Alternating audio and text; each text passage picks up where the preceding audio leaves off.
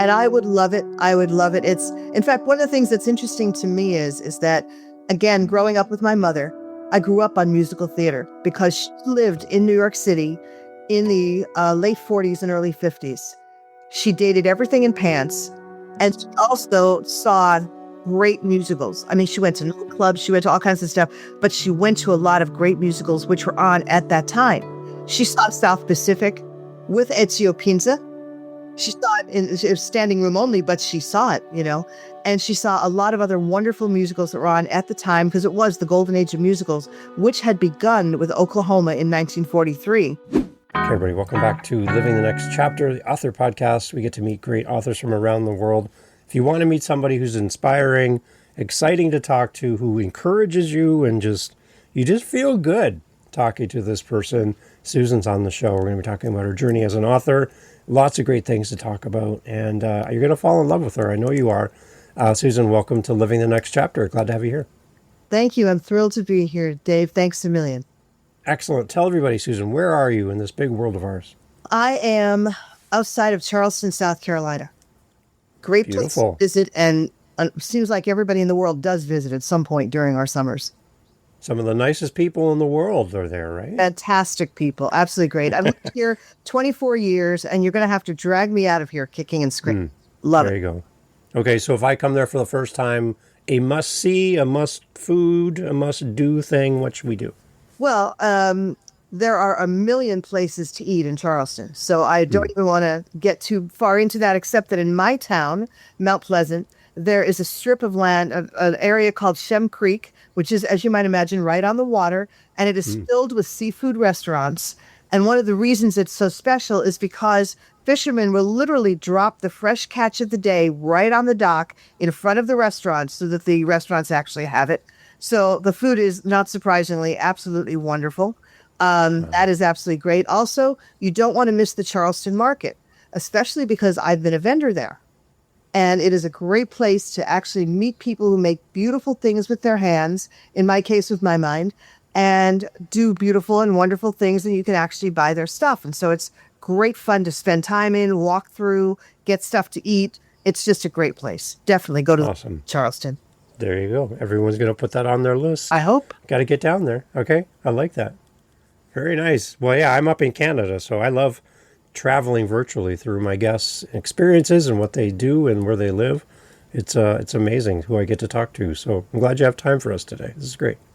Very exciting. I was looking at your episode where you'd interviewed a lady from St. Augustine, Florida, who was describing in great detail what her city was like. And that you just looked like your mouth was watering. You looked excited. Right.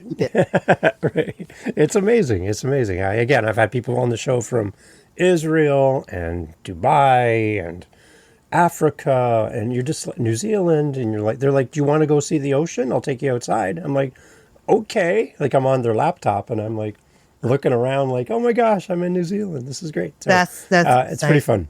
It's pretty fun.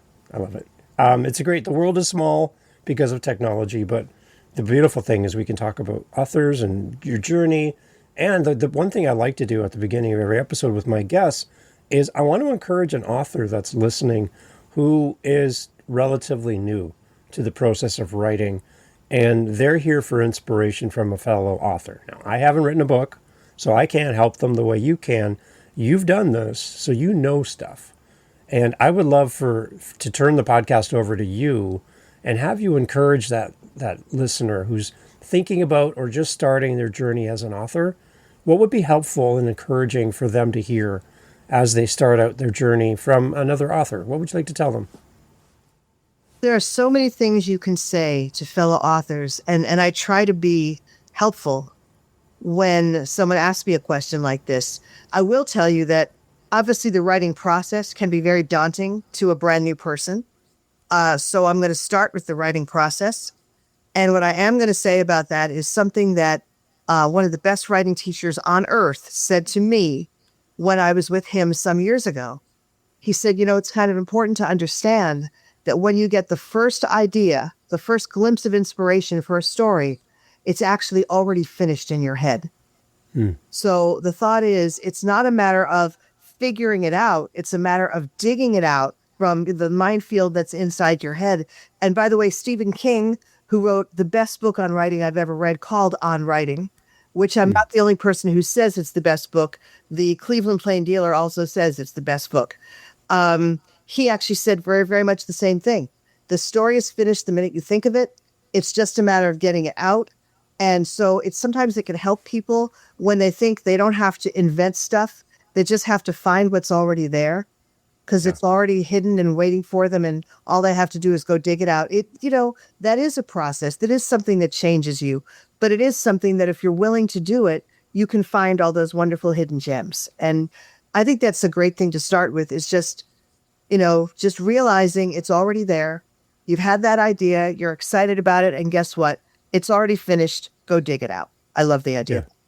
Yeah. In a parallel kind of thing, one of my friends is one of those chainsaw artists you'll see at fairs. Where they'll take a big oak tree, they'll take a big tree stump and they'll turn it into like a bear or a dog, right? And they kind of cut away and they turn it into this amazing thing. Instead of working with stone, they're working with trees. And he has like a chainsaw and he cuts it all up. And I remember talking to him saying, how do you know how to turn a log into a bear? And he said, oh, that's simple. You just take off everything that's not a bear.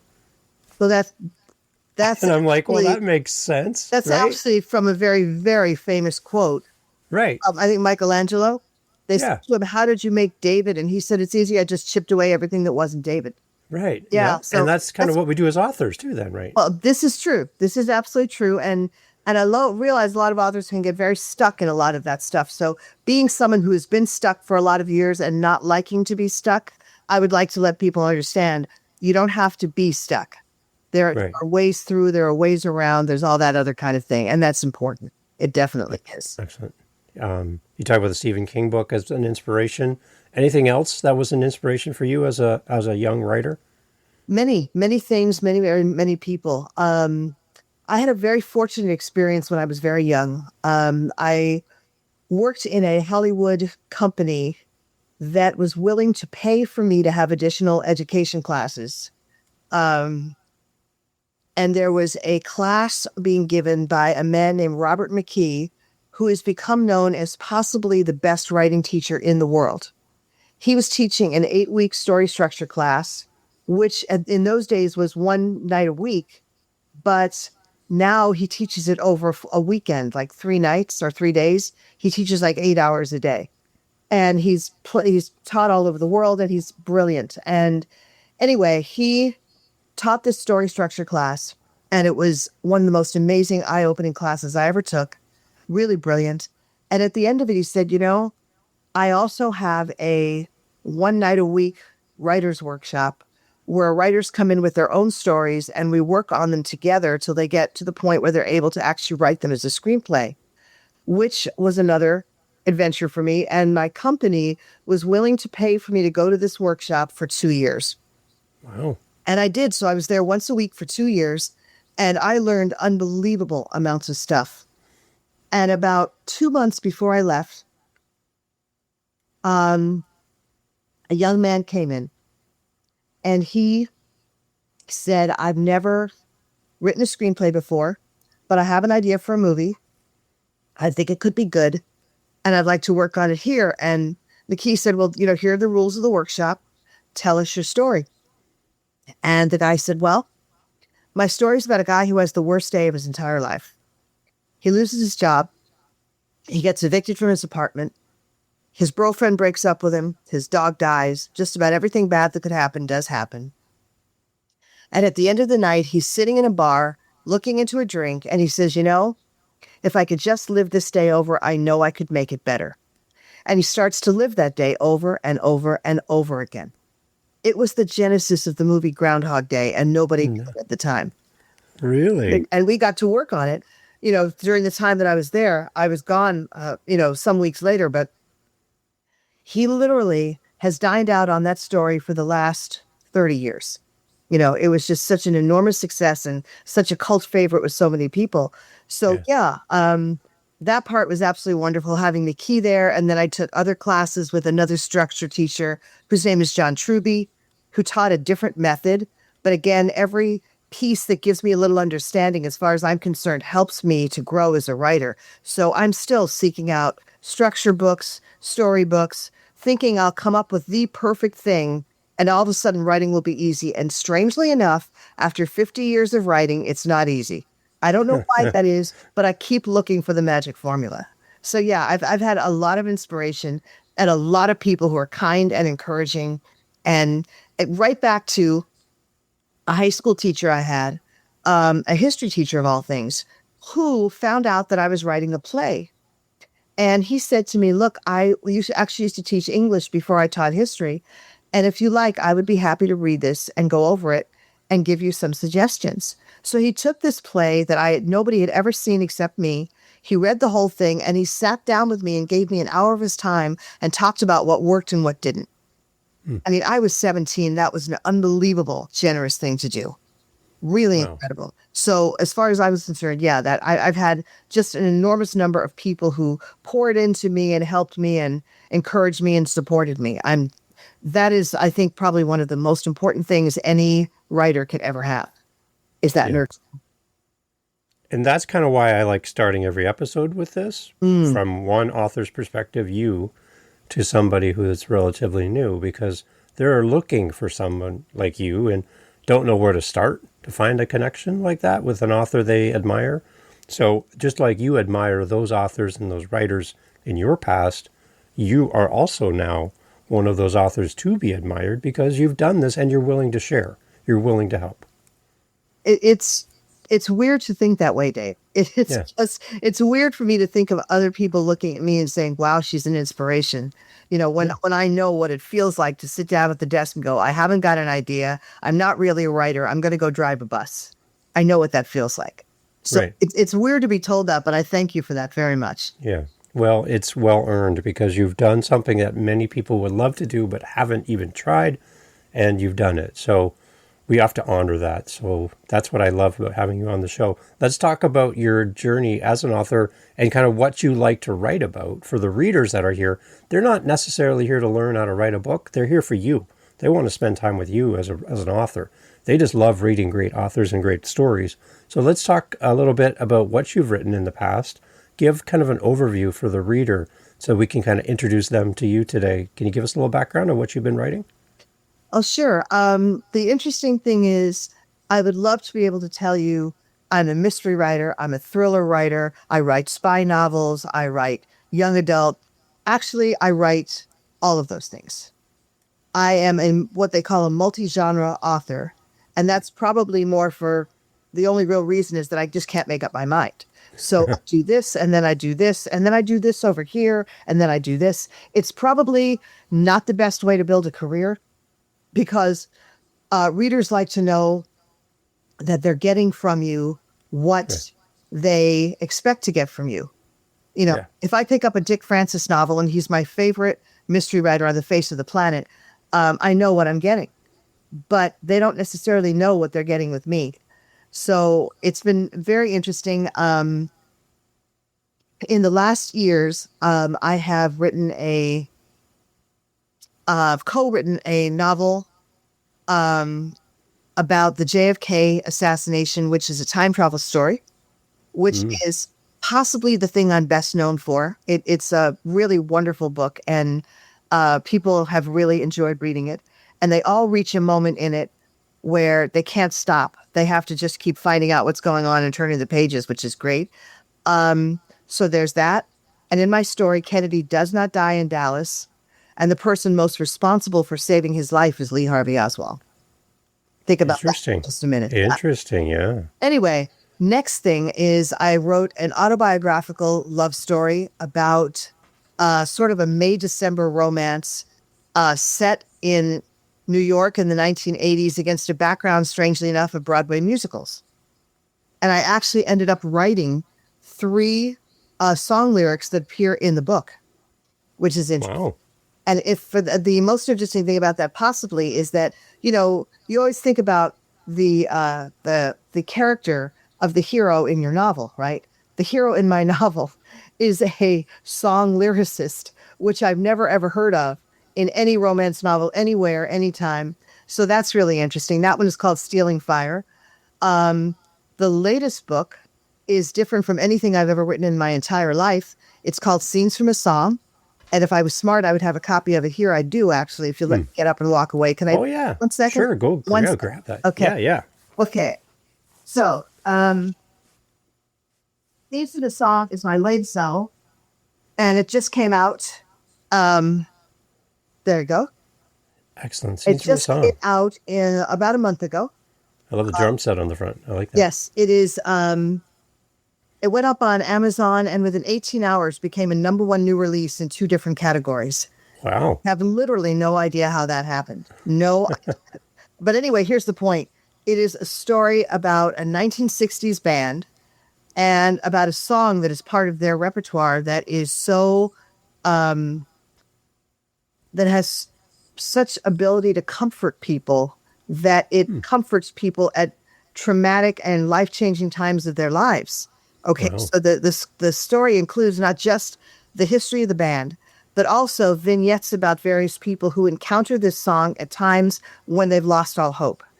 And so it is, I think it's in that sense a very fun story. I've had every single person so far that I know of who's read the book has cried reading it. And it is great fun. But I found out something very interesting about this. At the end of the novel, I realized, and it was only after I finished it and after the book had been in production, I realized something important. The hero of the novel is not one of the band members, and it's not any of the people who went through all those traumatic times. It's actually the song itself. The song appears in every major story beat in the entire book from beginning to end.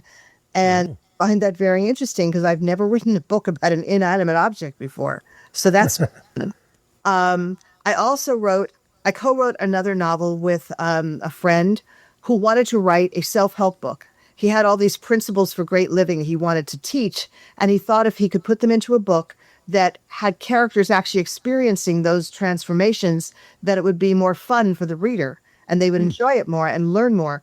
So I invented the self-help novel, and I created a self-help book that was actually a novel about people going through this process. It's called Realizing You, a novel approach to changing your life, which I think is a I love Great. that. And then there's been various young adult series and stuff that I'm doing. I'm currently in the process of writing a young adult series about my own children. If you can't make money off your own kids, what is the point of having them? I ask. So years Yes. ago, I have 2 sons, and years ago I realized one is kind of a nerd, really smart, really, intellectual. One is a jock and very funny and very jokey and whatever. I put them together, and what we ended up with was a story about 2 brothers living together in a small southern town like Charleston, and solving mysteries together. And it was great fun. And so I'm now into book 2, which should come out sometime, I think, after Christmas, I hope. And that is, it continues the partnership and the story and whatever, and moves forward in time. So you can see the time has passed since they solved the first mystery, and now they're going into the next one. And it's got a continuing cast of characters and all kinds of stuff. It's great fun. What do your boys think of that? Their subject matter of your writing now. They actually were not thrilled about the thought at the beginning, but then they said to me, Mom, as long as you change our names so people don't really know who we are, we're fine with it. So we did. And what's wonderful is not only was my older son okay and on board with this, as long as we changed his name, he actually was one of my beta readers. And he actually gave me some wonderful suggestions for making things better in the first book and then now in the second. So he's been on board all along. I've been thrilled. That's been great. So let's jump back a little bit because I'm a musician, so you caught me at all the music stuff. Oh, my. When you write lyrics for songs for the one book, and then you write about a song in particular for the And other I wrote a book. lyric for that song, by the way. It's Right. Oh, on that this one as well. lyric. Where's your love of music come from? My mother. My mother wanted to sing on Broadway. And there you so go. she had musical training, and she had the most beautiful mezzo-soprano voice, just really beautiful. In fact, what's interesting is we lost her last year. And a couple of nights before she passed away, my brother called me. He lived with her, and he said, I don't say anything. I'm just going to hold the phone up. Just listen. And he held the phone up, and my mother was singing. She was Wow. basically not even conscious, but she was singing. And I will never forget that as long as I live. That was one of the most wonderful things he could have done, was to let us know what was going on at that moment. So she raised me with music, with all kinds of stuff, and had me starting piano lessons at the age of 7, which was incredible. I then ended up playing violin, played guitar, musical training throughout my life. I am so regretful now that I don't remember more about the musical theory I was taught. I paid Right. very little attention to that. I just wanted to play the piano. And it's regretful because I would have known so much more had I paid more attention. Didn't do that. But one thing that's quite interesting, I almost actually failed a class in college because of my love of music. How about that, huh? Oh, okay. Yeah. That's an interesting Interesting story. Let's story. go. I was in my first semester in college and I was taking astronomy. And we had a planetarium on campus. This is the University of Southern California. And once a week, and in the astronomy class, we had to go to a lab. So we would go to this planetarium and they would have somebody, doing this little lecture. And the lecture would basically come as a voiceover after the lights went down, and they would show you all these different stars and all this other kind of thing, all of which is very interesting, except that when the lights went down, what would happen is they would start playing the Nutcracker Suite. Now, I love the Nutcracker Suite. I was raised on it. I was listening to it the time I was 6 or 7 years old. So I knew every note, every line, everything. They would start playing this and I would just float away. I never heard a single thing that anybody said in any of these lectures, got a C Yeah. in the class, and was probably grateful it wasn't a D. But the whole point is it probably would have paid a lot more attention had the music not actually been there. That was the Right. point. Yeah. Love that. So yeah, There you go. music has always been a really big part of my life. It's, I'm today's music doesn't do much for me, to be honest Yeah. with you. But the stuff I grew up with, absolutely. Never forget it. Marvelous stuff. Right. There's so much memories tied into music. Oh my God, yes. Just hear a couple notes of a song that's very familiar, and you transport. Right. That's what I love about music. Well, and something what you're saying is so important because that is really sort of the theme of Scenes from a Song, which is Okay. so interesting because I actually got the inspiration to write it from watching a YouTube clip of Paul McCartney. Okay. That, huh? Some years ago, McCartney closed one of his concerts with the song Please Please Me, with a new arrangement and everything. It's my favorite Beatles song. Love it, love it. And I found this and I started playing it and I just fell in love with it. And the reason I fell in love with it was because he was making a film about this series of concerts that he had done, this concert tour. And he was filming the audience primarily so he could then cut it all together later. And so during Please Please Me, people were singing. They knew every single word. They were dancing. They all looked so happy. And several of them were crying. And I thought, my God, how could you cry at a song like this? It's so upbeat. But it didn't matter because it was reaching them on such a visceral level that they were Yeah. bursting into tears. I have watched that clip over 200 times. I loved it so much. And when I got to November of 2018, which is when all this happened, I was writing for National Novel Writing Month, the crazy marathon to write 50 Yeah. words of an original novel in 30 days. Well, NaNoWriMo no longer exists. In fact, it stopped operation earlier this year.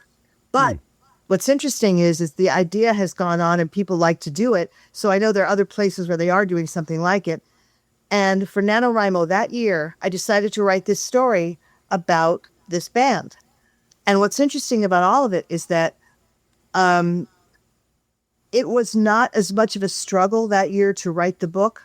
It just seemed like as I would get to a part where I didn't know what was going to happen, something else would come up and I would know where to go with it. I can't quite explain it, but I did make my 50,000 words. I did finish the first draft of the book before the end of 2018. Okay, 6 hours before the end of 2018, but technically still 2018. And I left it for a long while. And I finally thought to ask a friend of mine, would you mind reading this book? Because I don't know what I have, if I have anything. Yeah. And she read it. And I expected her to send me an email. This is what I think. But she called me on a Sunday night. And she said, I just have to tell you, I cried so hard reading this book. And I said, I'm so happy you said that. Because there are times when I was writing it that I was crying so hard I couldn't see the keys on the keyboard. So bless her heart, she was the first one who said to me, I cried reading this. And then about a year and a half ago, I still am thinking about this book. I haven't done anything with it. I don't really know what to do. I gave it to another beta reader, a professional. And she wrote me a report basically saying, I cried 3 times reading this book. I love it. No book has ever affected me like this. This is amazing.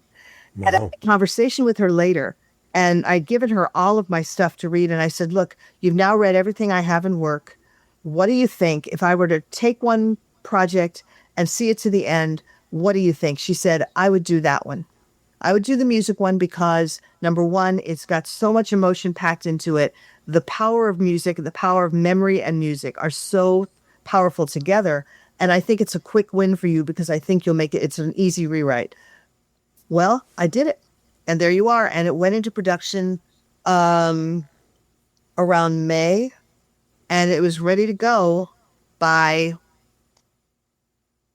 mid-August. So here we are. Yeah. Yeah. So that was one of the interesting things. I've never really had a book forward to Camelot, the JFK book, a little bit, but I've never really had a book that affected people so much that they, cried while they read it.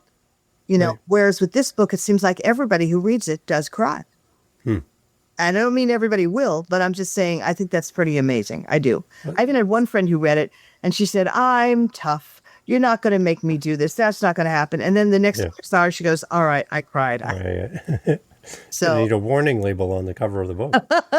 could evoke liquid emotion. Definitely. Love the idea. I should There you go. do that. There Definitely. you go. So for the lyrics you've written over your time as an author, I love have you how you ever go back to that. I love that. see? Oh, yeah, I'm kind of fixating right now. Have you ever thought of having music put to the lyrics as well? I have actually, a little bit. In Stealing Fire, the character of the lyrics is kind of interesting because the first lyric you see is like on the first page of the book. And it's actually a lyric that the hero wrote years ago for one of his stunning failures, but the project he loved the most. It was one of those shows that didn't run, but he loved the music. He loved the lyrics. So that is, that's like a Broadway lyric, right? The next thing is actually a commercial jingle, because that's how he's making his living right now, is writing a commercial jingle. And after he gets involved with the heroine, she wakes up in the middle of the night and he is sitting at his desk, and he tells her, just go back to sleep. And she does. And the next morning she finds this scribbled over piece of paper in the wastebasket. And she says, what is this? And she starts looking at it, and she's like, I love this. This is great. And he says, oh, it's awful. It doesn't even mention the name of the product. It's not this, it's not that, whatever. Anyway, and he's like, it's awful. And she says, show it to them. I think that they ought to see it. And it turns out that turns out to be this enormous hit that he never expected was going to happen. Right. So the third lyric is later, when he wants to give her a present and he writes a song lyric for her. Okay. And so that's the last one. As far as putting them to music is concerned, I didn't seriously start thinking about it, honestly, until a short time ago. But I actually know someone who wrote a novel some years ago, and who is originally a composer and lyricist of popular songs. And so what he did was he wrote a novel, and he literally wrote a soundtrack to go with the novel. So there was all these beautiful, instrumental pieces that deal with swing music from the 40s. And I listened to all of them. They're so good. They're so good. And I thought, if I was him and I could do that, I could actually set stuff to music, that would be perfect. But that's not necessarily my gift. So I think a lot of that would depend on anything else that might happen with the novel.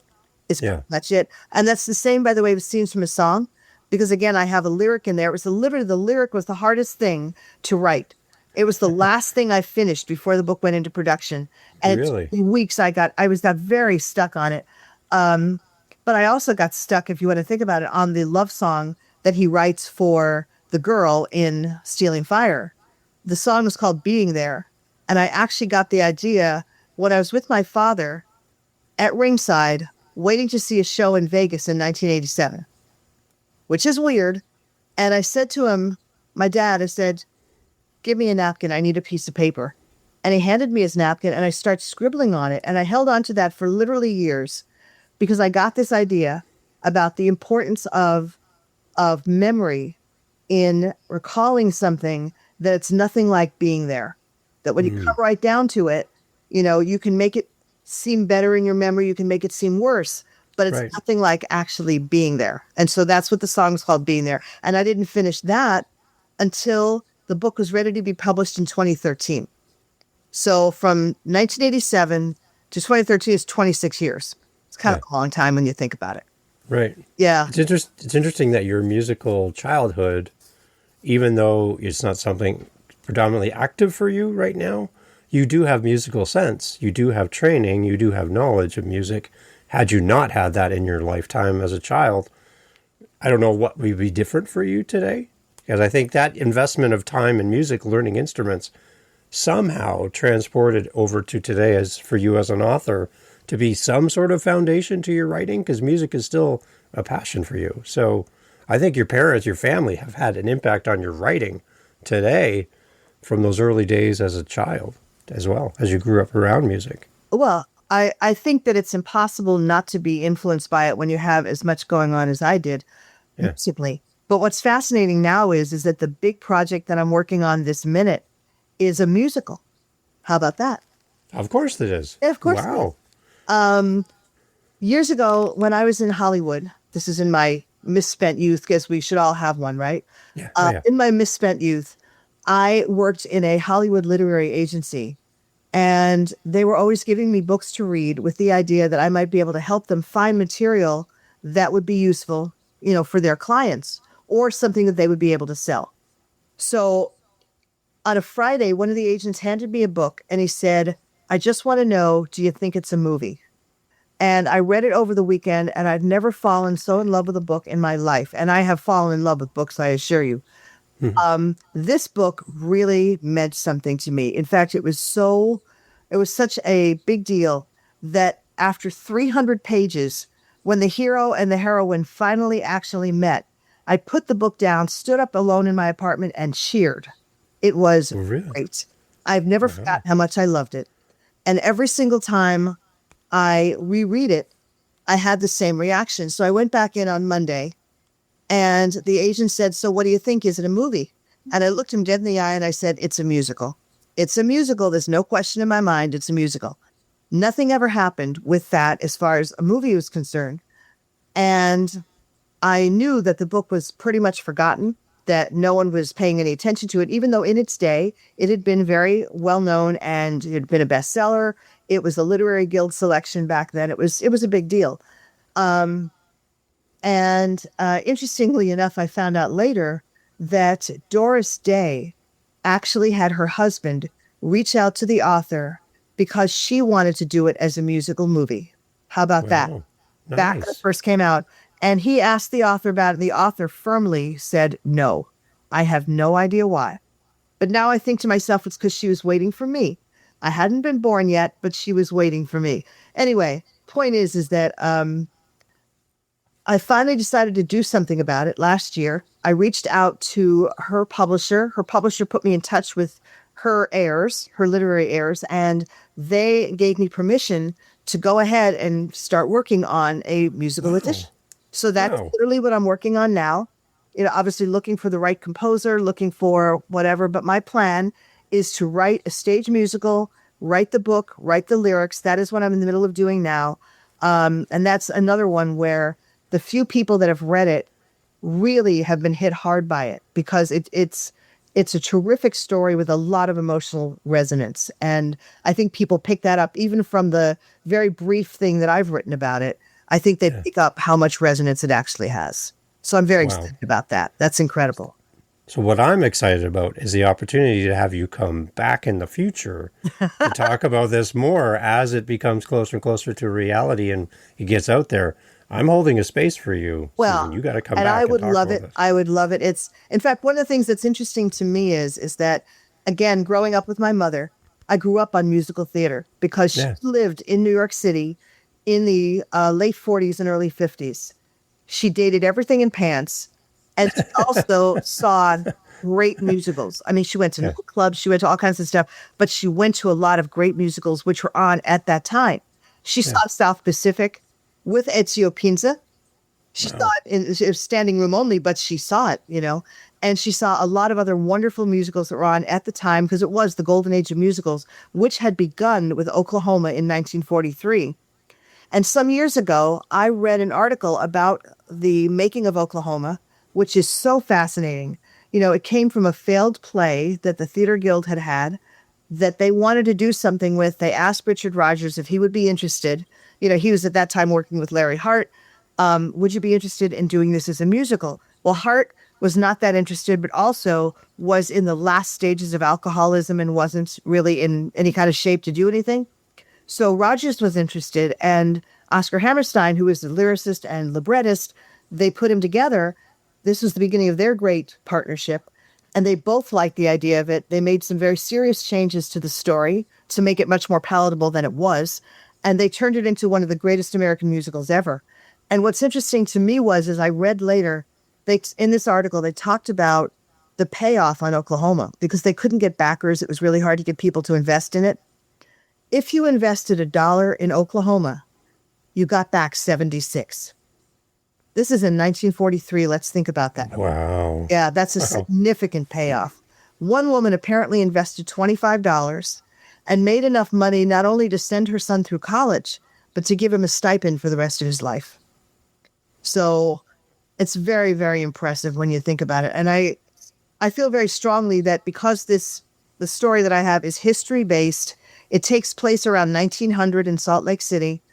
So it has a lot of elements already working for it that are very exciting and deal with, the mythical American West and all this stuff. I feel like it could almost be a worthy heir to something like Oklahoma. And I would love for that to be the case. So yeah, that is the most exciting thing I can think of that I've ever done in my career, because it's terrifying to think that I can't pull it off, but it's also, imagine if something works.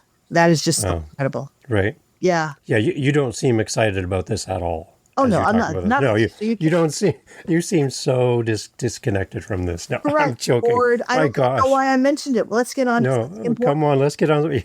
I think this is powerful. This is great. Oh, it's ridiculous. It's what's Right? funny is that I had a period of time not so long ago when I quit my job so I could do all this stuff full time. And when I told people I was quitting my job, I was like, oh, don't do that. And when I told them I was going off to write a musical, they're like, oh, that's cool. There's like immediate change in people's emotional temperature because they were just like, wow, you're doing something big. Yeah. That's very, very exciting to me. It really, really is. If all the people who say they want to be there on opening night are actually there on opening night, they won't be able to get in the theater. It'll be so big. So we'll see what happens. Standing room only. Yep, It's exactly. going to be. Maybe I you like can it. come down from Canada for it. We'd love. Oh, come on. Don't challenge me with a good time. And exactly. I'm excited. Agreed. I love it. Okay, so Susan, for people that want to follow your journey through this project and all of the other things, and they want to connect with you, where's a great place to send a reader, a fellow author, to come and follow your journey? Where do you want to send them? I'm happy to have them come to my website, which we try to keep updated. It's www.susansloate.com, which is SUSANSLOATE, no spaces, no anything, susansloate.com. That's where all the stuff about my book tours, my new projects, everything that's going on is all there. There's links to all the videos and podcasts and stuff that I've done so they can follow what I've done and listen to what I'm talking about. And obviously there's a place they can connect with me. They can send me contact stuff through the website, and I'm happy to be in touch. And I'm one of those people that writes long emails back in case anyone really wants to hear from me. So I do that. Yes. Excellent. Susan, thank you so much for being here on the show and for all the exciting things you're working on, and for bringing music into our lives through lyrics and through story, and all of the amazing things you're doing for your boys too, to have their legacy carry on and stories about their characters with changed names and identity. But I think that's really fun for them too, to have your mom writing stories about I think that's a great gift that you're giving to your kids through Well, that except that I process as keep well. thinking of the author of Winnie the Pooh, whose son was actually the inspiration for Christopher Robin, who grew up and hated it. So Really? I'm hoping there will be a different ending with that. But thank you very much for that. And thank you for having me here today. I've had a great time. I look forward to coming back and telling you all more about the musical.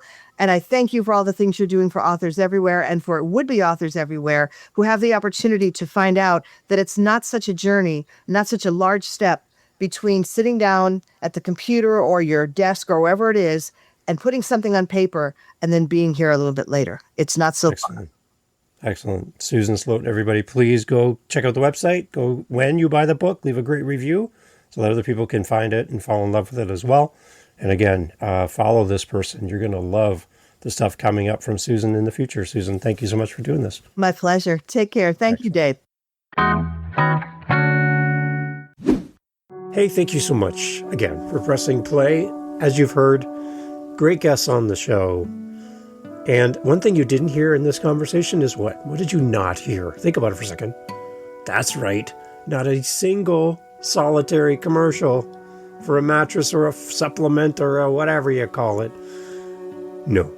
Why? Because we don't want to break up the conversation with commercials. So the fact that you're still here means that you are a fan of the show, I'm assuming. So if you want to help to keep the podcast going and to make me feel really happy, all I really care about is coffee, okay? I just got to be honest. I love coffee. I'm drinking one right now. It's starting to get cold. I need to warm it up. Helping us with our Buy Me a Coffee link over at livingthenextchapter.com and also in the show notes helps kind of keep the lights on around here. Remember, I'm doing this for free. I'm paying for everything. So I would love to have a little coffee donation, even $5 kind of fills up my cup. And I would love to enjoy a coffee from you. So if you're interested, again, thank you for listening. But you can use our Buy Me a Coffee link and fill up the cup. Thanks for being here.